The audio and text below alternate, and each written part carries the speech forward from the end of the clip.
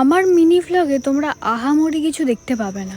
কোনোটা আমি বাড়িয়েও দেখাই না আর কোনোটা আমি কমিয়েও দেখাই না। আমার লাইফটা সবার মতো না। জীবনে আমি অনেক শখ ছেড়েছি, অনেক স্বপ্ন ছেড়েছি, অনেক মানুষের সঙ্গে থাকাটাও ছেড়ে দিয়েছি। এই যে ছাড়ার যে বিষয়টা নয়, এই বিষয়টা আমার একদমই ভালো লাগতো না, সত্যি কথা বলতে। আজ পরিস্থিতির শিকার হয়ে আমি অনেক কিছুই ছাড়তে বাধ্য হয়েছি।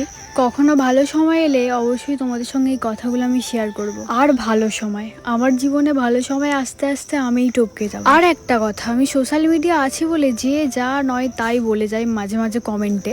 ওরা মানুষের 1% দেখেই বিচার করে ফেলে মানুষটা কেমন ধরনের। আমি আমার জীবনের 99% ঘটনা আমি শেয়ার করি না সোশ্যাল মিডিয়াতে, বাকি 1% সেগুলো আমি শেয়ার করি। এতেই মানুষ বিচার করে এই সেই ওই সেই মানুষগুলো আমার কিছু বিচার না করে নিজের বিচার করলে অন্তত নিজেদের সংসারটা বাঁচ। যাই হোক, এখন ভিডিওর দিকে আসা যাক। হ্যালো ভাই লোক, কেমন আছো সবাই? আশা করি ভালো আছো এবং আমি অনেক ভালো আছি। ভালো না থাকলেও ভালো আছি কথাটা বলতে হয়, এটা আমি আমার প্রিয় মানুষদের থেকে শিখেছি। তো আজকে আমি গেট রেডি উইথ মি থেকে দেখাচ্ছিলাম, তোমরা তো দেখেই নিয়েছো। আর আমার এক্সট্রা সাজ বলে কিছু নেই, যা আমি শাড়ি পরলে ইউজ করি তা আমি জামা পরলেও ইউজ করি। মানে অপশন আমার কাছে অনেক থাকে, বাট আমার পুরনো জিনিসের দিকে একটু বেশি টান। এই লিপস্টিকটা আমি অনেকদিন ধরে ইউজ করছি, তোমরা আমার যারা আগের ব্লগ দেখো তারা অবশ্যই জানবে। আর তোমরা কি একটা জিনিস নোটিস করেছো, আমার চুলটা কিন্তু আগের থেকে অনেক বড় হয়ে গেছে। এই চুলের জন্য কিন্তু আমি সরস্বতী পুজোতে একটুও বেরোইনি। ওটা এক নম্বর কথা। আর দ্বিতীয় নম্বর কথা হচ্ছে যে আমার কোনো সঙ্গীই নেই যে যার সঙ্গে আমি সরস্বতী ঠাকুর দেখতে বা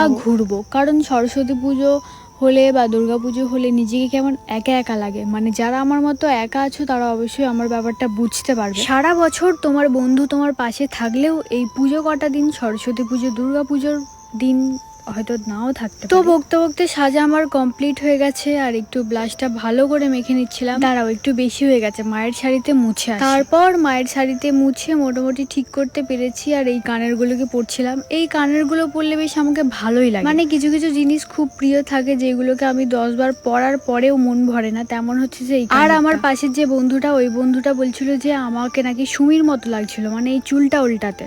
সুমি নাকি সবসময় এইরকম করে। তো কোথায় সুমি দি আর কোথায় আমি? এখন তো চুলের কোনো স্টাইলে করা যায় না চুল ছোটোর কারণে, তাই এরকম উল্টিয়ে নিলে চুলটা বেশ ভালোই লাগে আমাকে দেখতে। তারপর আমি ছাদে চলে গিয়েছিলাম, আর এটা আমার ফাইনাল লুক। কেমন লাগছিল অবশ্যই কমেন্টে জানাবে। ছাদে উঠে দেখলাম যে আমার জন্য আমার বন্ধুগুলো ওয়েট করছিল, কিন্তু ওদের সামনে তো আমি ভিডিও করতে পারবো না, খুব লজ্জা লাগবে। আমি নিজের ভয়েসে ভিডিও করব বলে ওই জন্য ছাদে গিয়েছিলাম, কিন্তু ছাদে উঠে আমার লজ্জা পাচ্ছিল বলে আমার আর ভিডিও করা হয়নি।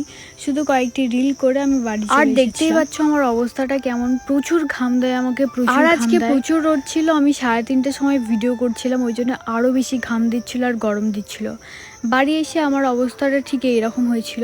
আজকের ভিডিওটা কেমন লাগলো অবশ্যই কমেন্টে জানাবে। টাটা।